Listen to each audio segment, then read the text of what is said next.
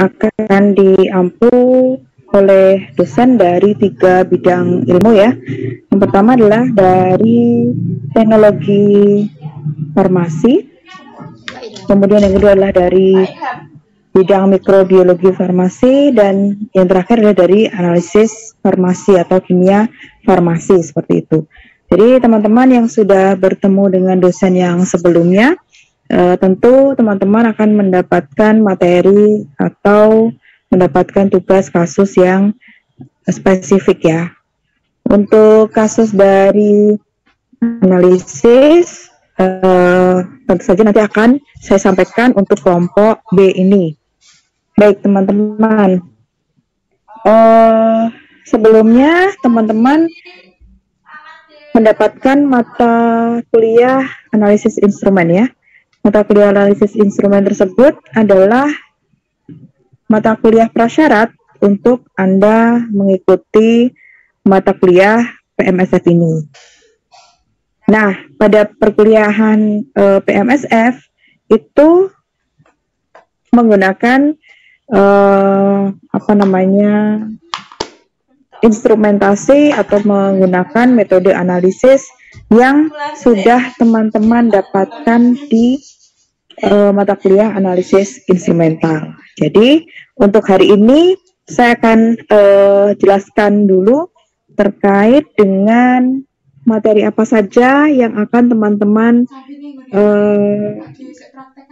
laksanakan ya pada PMSF, terutama yang bidangnya adalah analisis.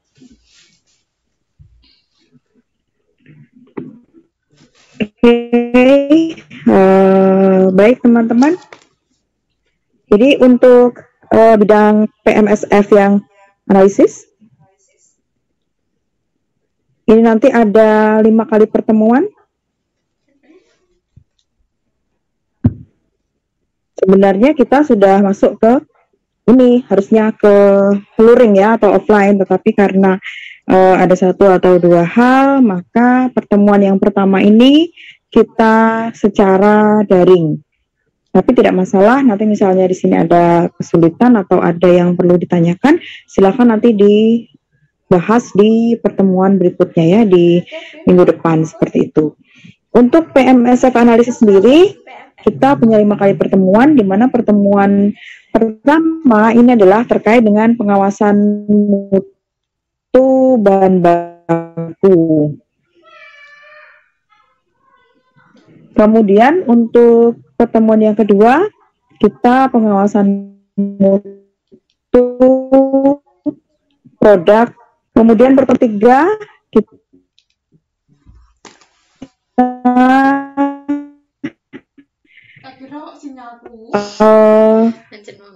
untuk produk jadi. Pertemuan yang keempat, kita ada validasi metode analisis. Dan yang pertemuan kelima adalah ujian atau assessment. Jadi tiap bidang ilmu, pada makul ini nanti ada assessmentnya masing-masing, ada ujiannya masing-masing. Ini yang nanti teman-teman akan laksanakan. Jadi capaian pembelajarannya adalah teman-teman di sini diharapkan nanti mampu untuk menjamin mutu atau kualitas dari bahan-bahan yang akan melalui proses di suatu industri farmasi. Kalau boleh saya tanya, kenapa teman-teman diarahkan ke ini dalam analisisnya? Ada yang bisa menjawab, silakan. Ada Alia Rizky? Ada?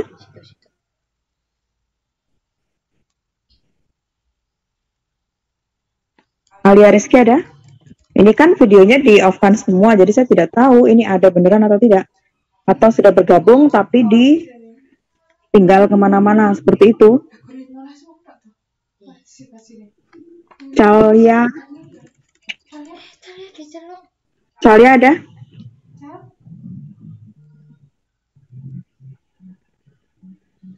Erlina? Ada, Bu. Oke, baik. Mbak Erlina, kira-kira kenapa kita kondisikan seperti ini? Kenapa di dalam PMSF untuk analisis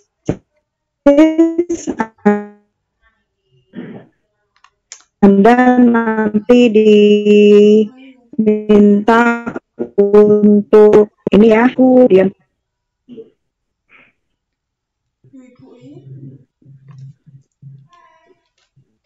mohon maaf Bu, suaranya putus-putus.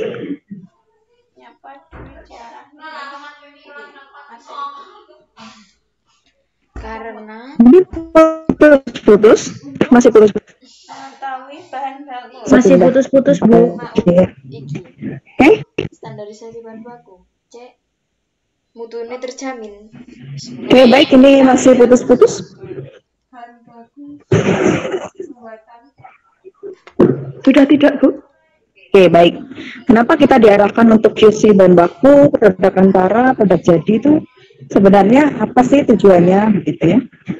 Ada yang punya pemikiran, ada yang punya pendapat, silahkan disampaikan. Tidak harus yang saya tunjuk ya. Jam di chat ya. Mungkin untuk menjamin mutu atau kualitas dari bahan baku Bu.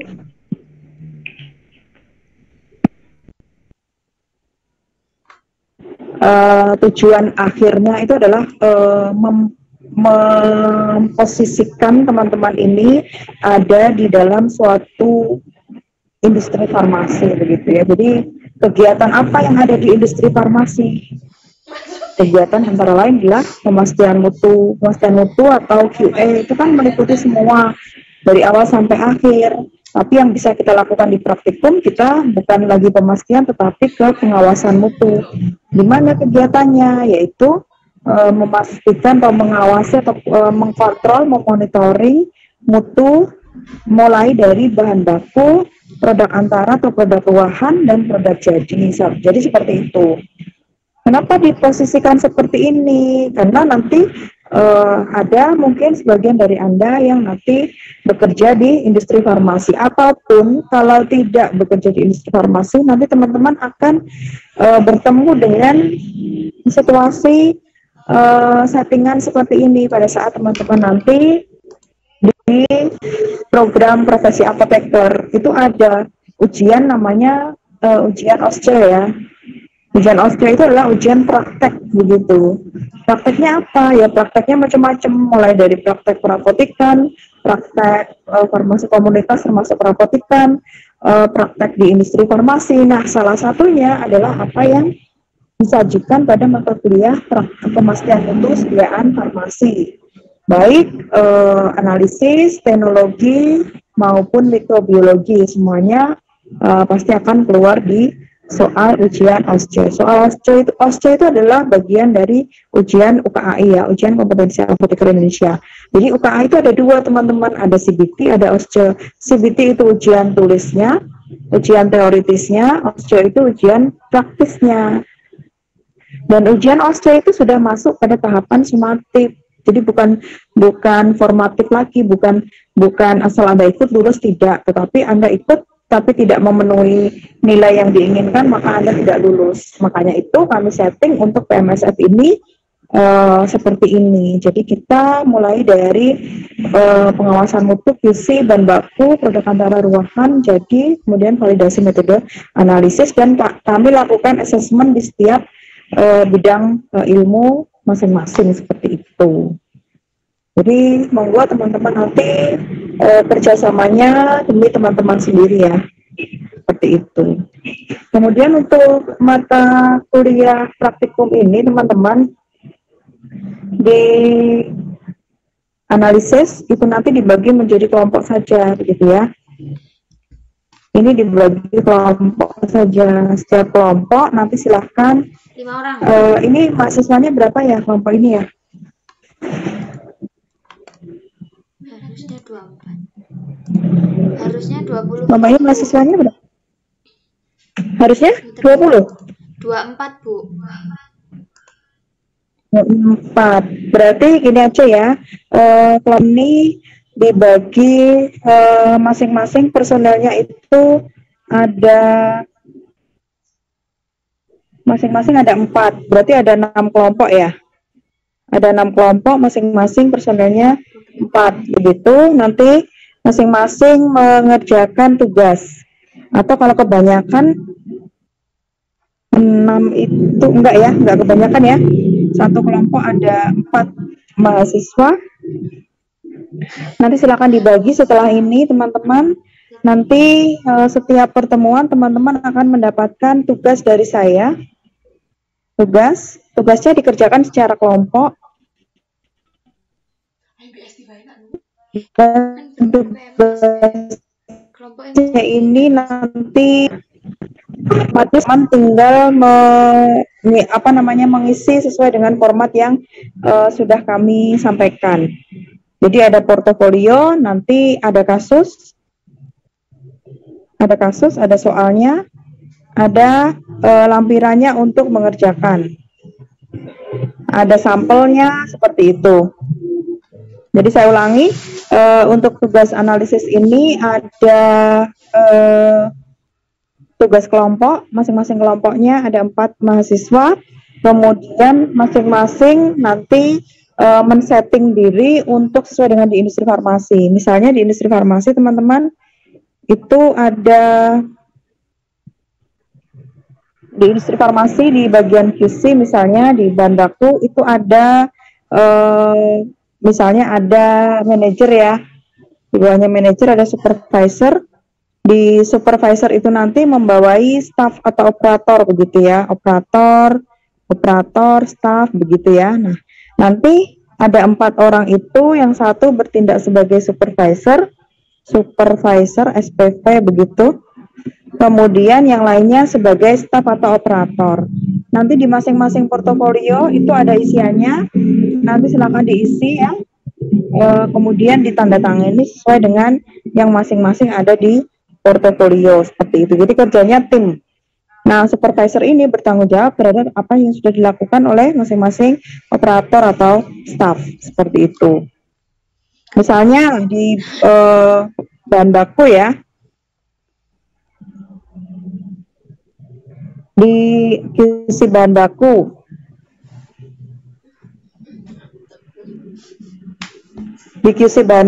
itu ada misalnya kita kedatangan pemasok begitu ya,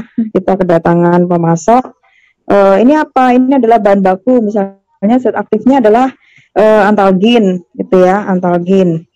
Nah, dari antalgin ini nanti dipastikan apakah ini sesuai atau tidak. Nah, nanti di perkasus misalnya kelompok 1 sampai kelompok 6 saya minta untuk lakukan identifikasi, identitasnya apa, dilakukan konfirmasi terhadap bahan baku. Misalnya saya berikan 2 bahan baku, 1 A, satunya lagi adalah B. Ini dari dua supplier atau pemasok yang berbeda. Ini nanti akan Anda tentukan apakah A atau B ini yang sesuai. Jadi nanti status di portofolio itu ada reject maupun release. Reject atau release.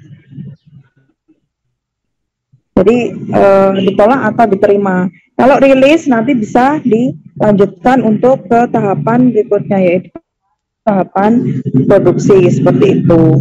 Jadi kesimpulan akhirnya ada 2 ini ya teman-teman, reject atau release. Reject itu ditolak, release diterima. Atau Anda tuliskan istilahnya yang bahasa Indonesia juga tidak apa-apa, ditolak, diterima. Seperti itu. Nah, untuk yang kasus kita yang pertama ini, kita menggunakan metode analisis, yaitu metode terpilihnya adalah spektrofotometri inframerah. Jadi nanti saya punya satu standar. Nanti saya pastikan bakunya ya. Ini adalah baku. Kemudian ini adalah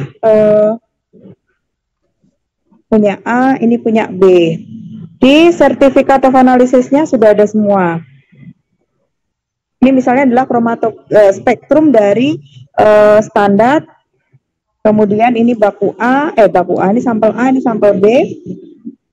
Nah, ini adalah sampel A dan sampel B ini berdasarkan pada sertifikat of analysis dari masing-masing. Nah, tugas teman-teman adalah teman-teman nanti menyimpulkan apakah sampel A atau sampel B atau dua-duanya yang merupakan bahan baku yang diharapkan dari suatu dari suatu standar yang sudah kita tentukan seperti itu. Mungkin sampai di sini ada yang mau ditanyakan, silahkan.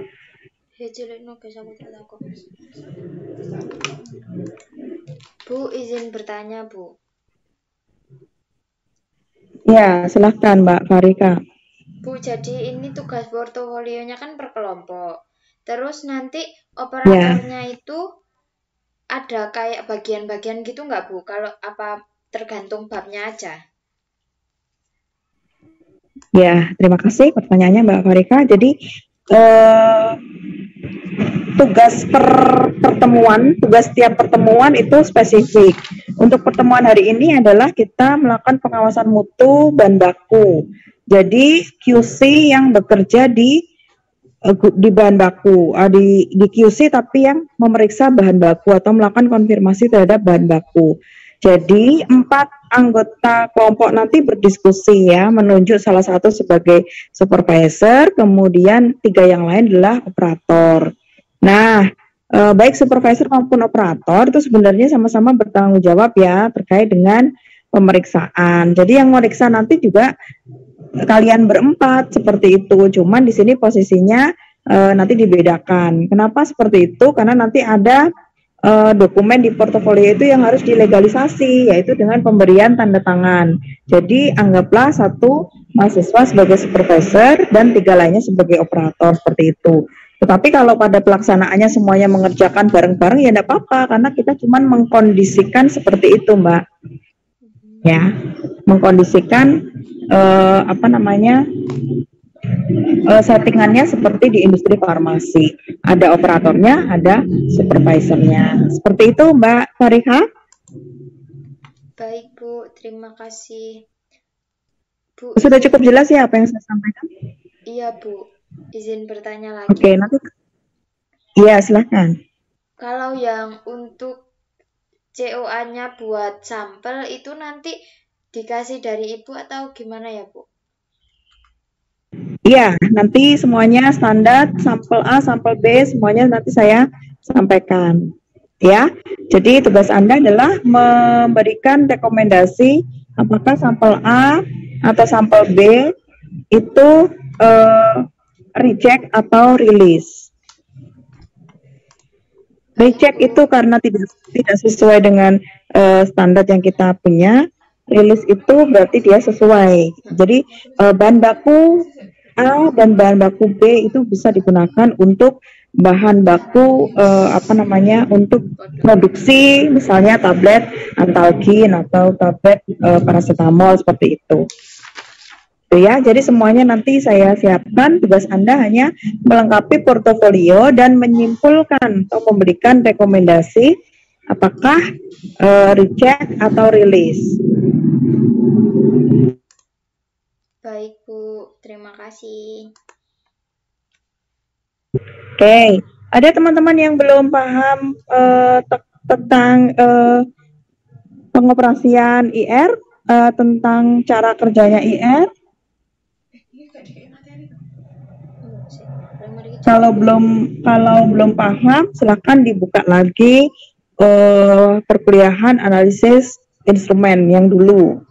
Bagaimana mendapatkan bagaimana mendapatkan spektrum A, spektrum B, bagaimana kok bisa mendapatkan spektrum, bagaimana caranya, kemudian preparasi sampelnya seperti apa. Nah, nanti yang akan kita diskusikan. Begitu ya teman-teman. Jadi nanti silakan nanti saya upload tugasnya. Setelah ini akan saya upload di Adlink tugasnya. Kemudian silakan langsung lanjutkan dengan diskusi. Nanti pukul 13 kita akan bergabung lagi, akan lakukan presentasi masing-masing kelompok dan diskusi. Diskusinya itu adalah terkait dengan bagaimana identifikasi sampel A atau sampel B dengan spektro IR, bagaimana, dan diskusinya macam-macam seperti itu. Tapi kalau seandainya jam 13 sebelum jam 13 sudah selesai, misalnya jam setengah satu begitu ya, jam 12.30 seperti itu sudah selesai, maka kita bisa mulai ya, supaya nanti diskusinya menjadi lebih kompleks, lebih komprehensif seperti itu. Tetapi selambat-lambatnya pukul 13 kita sudah harus diskusi. Karena kuliah hari ini selesai pukul 13:30. Baik, teman-teman. Saya rasa untuk penjelasan saya cukup ya. Nanti saya akan mengupload tugasnya. Silakan teman-teman bentuk kelompok dulu sembari menunggu tugas saya. Silakan, monggo mau urut presensi atau mau seperti apa terserah. Yang penting saya tekankan bahwa nilai dari PMSF itu adalah lebih banyak kepada nilai keaktifan dari mahasiswa. Kalau di pertemuan satu karena masih daring, berarti saya lihat keaktifan teman-teman. Kalau pertemuan kedua, ketiga, dan seterusnya, kalau sudah luring, maka saya lihat keaktifan teman-teman ada di laboratorium.